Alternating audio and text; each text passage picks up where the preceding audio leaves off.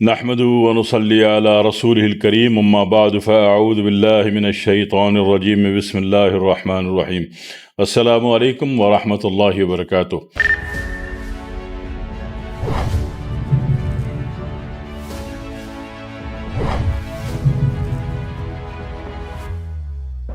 Testosterone के बारे में अक्सर अहबाब ने फरमाया कि इसके कम होने की अलामात क्या हैं।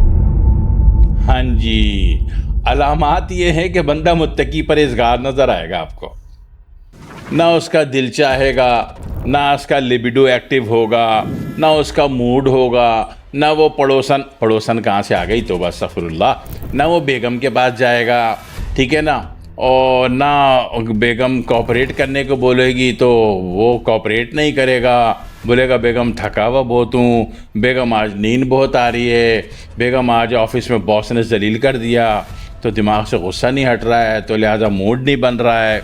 ये बात है एक बात। दूसरी बात ये हो गई कि जो एक ग्रिप पावर होती है बंदे के अंदर अपने किसी भी एक्ट को परफॉर्म करने के लिए, किसी भी एक्ट को परफॉर्म करने के लिए जो बंदे के अंदर एक डिलीवर एक्शन होता है वो नहीं होगा उसके अंदर, बिल्कुल पक्की बात है, ठीक है। तो इससे भी अंदाज़ा हो जाता है। तीसरी बात यह है कि अब वो फिज़िकल बात पर आ जाते हैं। तीसरी बात यह कि इससे अगर टेस्टोस्टेरोन नहीं है तो मादा मनविया की मकदार, sperm count, motility rate, rapid liner ये नहीं होगा ही नहीं या बहुत कम होगा। जो अनकाउंटेबल है, एक बंदे को प्यास लग रही है, उसने 1 गिलास पानी पीना है, आपने आधा चम्मच पानी पकड़ा दिया तो भी आपका मुंह देख रहा होगा और जिस आंखों से आपको देख रहा होगा समझ तो आ रही होगी आपको कि कौन सी वाली गाली दे रहा है, ठीक है। तो मामले में कमी आ रही, इस तरीके से बात समझ में आ जाती है। और टेस्टोस्टेरोन लेवल का ना होना भी एक हैसियत रखता है और कम होना भी एक हैसियत रखता है और ज़ाय होना भी एक हैसियत रखता है। तो इन बातों को समझ लीजिए कि अगर खुराक अच्छी नहीं है, बंदा जितनी मेहनत मजदूरी मुशक्क़त कर रहा है उसके मुताबिक उसको खुराक बॉडी को नहीं मिल रही तो उससे भी कमी आएगी। दूसरी बात ये कि उसके बनने की मकदार जो है डेली 10 ml है या 12 ml है या 15 ml है, लेकिन बंदा ज़ाय कर रहा है मस्टिब्यूशन के एतबार से, एक अपने ख़यालात के एतबार से, नेगेटिव थिंकिंग के एतबार से ज़ाय कर रहा है वो 30%, 30 ml है ना। तो बॉडी इतना बना नहीं पा रही जितना वो ज़ाया करने पे तुला हुआ है, तो उससे भी फिर काम ख़राब होता है। नतीजे में वो कहता है यार ये तो बंदा ढीठ है, मैं इतना बना रहा हूँ, ये मेरे ऊपर लोड डाल रहा है, वो बनना ही बंद कर देता है। या उसकी बनने की ग्रोथ इतनी कम हो जाती है कि आपके काउंटेबल नहीं होती। आप मेल रिपोर्ट करवाएंगे, आप स्पर्म सीमन की रिपोर्ट करवाएंगे या सीमन एनालाइज की रिपोर्ट करवाएंगे तो स्पर्म काउंट नहीं आएगा या बहुत कम आएगा जो किसी काम का नहीं है। यानी कि मैक्सिमम अगर ये 40% पे आ गया तो भी बेकार है। अगर नॉर्मल वैल्यू 40% और एबनॉर्मल वैल्यू 60% आ रही है तो भी बेकार है, ठीक है। नॉर्मल वैल्यू, मैं इंतहाई दर्जे की बात कर रहा हूँ, एबनॉर्मल वैल्यू 49% है और नॉर्मल वैल्यू 51% है तो उम्मीद रखिए कि यहाँ से काम शुरू हुआ चाहता है, ठीक है जी। तो टेस्टोस्टेरोन आपके खुराक की कमी से भी बनता है या नाकिस खुराक से भी ये काम इसका बिगड़ता है, ठीक है। और दूसरी बात ये कि आम जो कि बारूद में पकाया जाता है, ठीक है ना, आम जो है वो आपने वो नहीं किया। अब कहते हैं जी केला भी बारूद में पकता है। सुने केले को आप छिलके समेत ज़बान से नोच के दांतों से नहीं खाते हो, केले का छिलका उतार के फेंक देते हो, अब केला खाते हो, ठीक है ना। तो केला उस ग्रेड का नुकसान आपको नहीं दे पाता।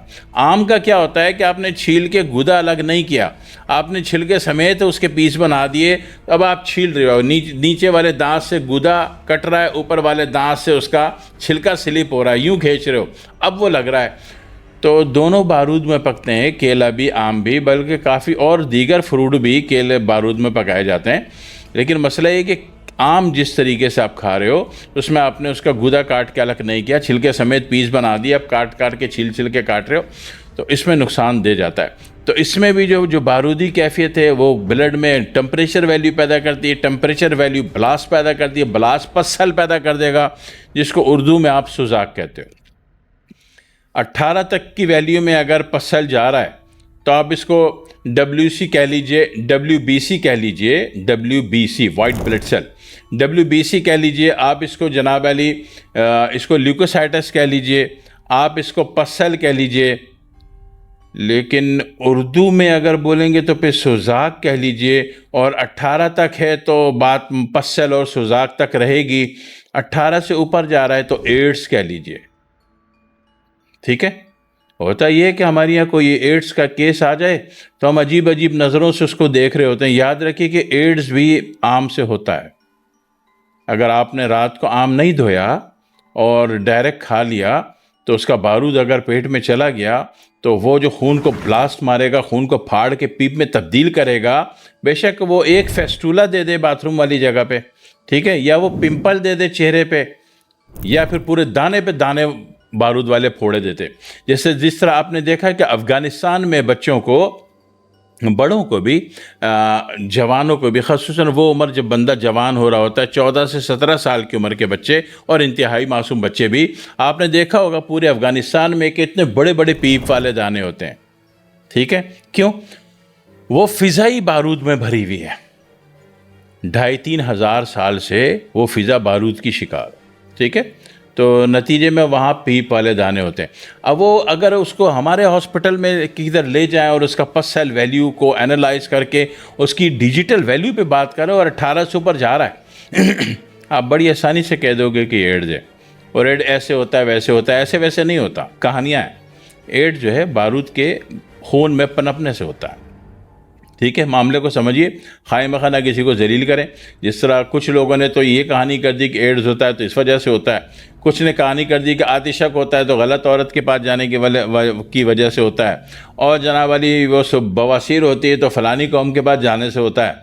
ऐसा नहीं है, बकवास बात है सारी। ये एड्स की, पस सेल की जितनी कैफियत है बारूदी आम की वजह से होती है, बारूद की वजह से होती है। ठीक है, और आतिशक की जितनी भी कैफियत है, आतिशक, ठीक है, जिसको आप TPHA VDRL भी कहते हो, सिफिलिस भी कहते हो, और सिफिलिस अगर आ जाए और उसमें TPHA हो या VDRL तो ऐसी सूरत में आपको अरब ममालिक का वीज़ा नहीं मिलता। ये किसकी वजह से होता है? कहते जी फ़लानी औरत के पास जाने, कोई नहीं, औरत के पास जाने से होता है, नमक ज़्यादा खाने से होता है। ठीक है, आपने नमक ज़्यादा खा लिया तो उसकी वजह से आतिशक प्रोड्यूस होता है, डेवलप होता है। ठीक है, नमक कहीं भी रख दो, नमक रख दो, चंद दिन बाद देखो नीचे उसने पानी फेंका हुआ होगा। ठीक है, तो इसी तरह नमक की कसरत आपकी बॉडी का पानी जो आपका HB लेवल है उसको वो जनाब वाली प्रेशर से एसिड बना के खारिज करना शुरू करे। पसीना बहुत आएगा, हाथ हर वक्त गीला होगा, आपको किसी से हाथ मिलाते हुए शर्म आएगी। तो ये आतिशक का असर था। इसी वजह से अरब ममालिक वाले नहीं रखते, क्योंकि जिसके हाथ में मुसलसल पसीना आएगा वो जो भी काम करेगा वो चीज़ की जो हाइजेनिक वैल्यू है वो ख़राब हो जाएगी। तो इसलिए अरब मुल्क वाले जब सिफिलिस का टेस्ट करवाते हैं, अगर TPHA VDRL आ रहा है तो वो जनाब वाली जॉब पे नहीं रखते। तो समझ लीजिए कि ये भी इधर उधर फलानी औरत के पास जाने से नहीं होता, नमक ज़्यादा खाने से होता है। ठीक है, हर चीज़ की केमिस्ट्री वैल्यू पे बात करें, ऐसी बातें ना करें जो कि आपको कोई प्रूफ नहीं है आपके पास। तीसरी बात है कि बवासीर जो है वो चने की दाल से होता है, मसूर की दाल से, पकोड़े से, बड़े गोश्त से होती। ठीक है, जो चीज़ें ज़ख्मी कैफियत पैदा करने वाली चीज़ें हैं उनसे बवासीर होती है, उनसे हाई BP होता है, उनसे जनाब अली कैंसर बढ़ता है, कैंसर डेवलप होता है, उनसे ब्लीडिंग होती है। तो चीज़ को समझिए, जो चीज़ें सामने हैं प्रूफ दे रही हैं उनसे मुताबिकत कीजिए। बंदे से खाए मखा में ना पूछिए कि तू उत्थे गया से नहीं भाई। हालात केमिकल, आप केमिस्ट्री लेवल पर रहिए, बंदे को शक शुबे की नज़र से ना देखिए, उसकी रिपोर्ट देखिए और ख़ामोशी से इलाज कर दीजिए कि भाई ये मसला आ रहा है, ये केमिकल वैल्यू आ रही है और इस दवा से आप ठीक हो जाओगे बस। तो ये हालात वजूहात हैं, अगर आप इसको समझते हैं तो बात समझ में आ जाती है, मसला हल हो जाता है। ठीक है, और एहतियात मैंने आपको पहले बता दी। और इलाज के एतबार से अगर पीप बढ़ रहा है, बॉडी क्या फेंकती है? 3 चीज़ें ना, पानी यानी सिफिलिस, ठीक है, और जनाब अली खून फेंकती है यानी कि पाइल टॉक्सिन, बवासीरी जहर, और तीसरा जनाब अली आपको क्या देती है? पस सेल सुजाक, है ना। अगर आतिशे की जहर की कोई कैफियत है तो हम इसमें भी बैब देते हैं। ठीक है, आतिशा किधर से हो रहा है ना, बैब उजलाती मुहर्रिक है। ठीक है, और इसी तरह पस सेल वैल्यू की कोई कैफियत है तो हम इसमें भी बैब दे देते हैं। और पाइल टॉक्सिन की कोई कैफियत है तो ये काम भी बैप से हो जाएगा, क्योंकि पाइल टॉक्सिन 3 मुहर्रिक है और बैप 2 मुहर्रिक है। फ़र्क आ रहा है? ठीक है, इसमें भी काम हो जाता है इससे। यानी कि तीनों जहरों का जो बेहतरीन इलाज है वो तो बैप है।